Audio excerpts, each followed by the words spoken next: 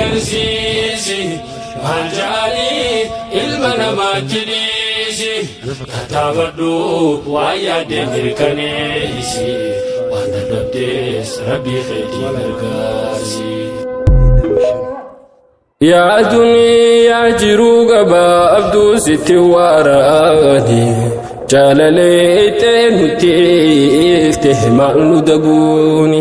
Ilmina ma fageyse laalo itti tollaani Nama beenu meeqa wa'aaluhu sarka keenyaani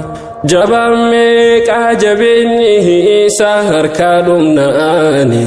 Wasaasaadhaan qabrii geeysiina guyyaan keenyaani Qabataa fi aangawoota allee meeqa dhimnaani Dhaqiilaani ollaa si jirti namuu qabreeni Lakkii taa'ii boru sin baaftu baxraanummaani Gaafa guyyaan kiyya san dhuufee natti dhihaatu Haalii ollaan na dhaqqabuudha doktora yaamtu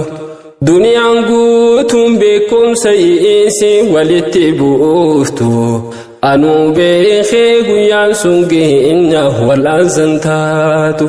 Harkaaf miilli umrii too guutuu na tajaajiltu Arra diiddee duruu na ga'ante galii toon guutu Miilli kaankoo miilarra kuuftee naaf hin dhaabbatu Waltafaati saaqu bisaaqi jechuu saniitu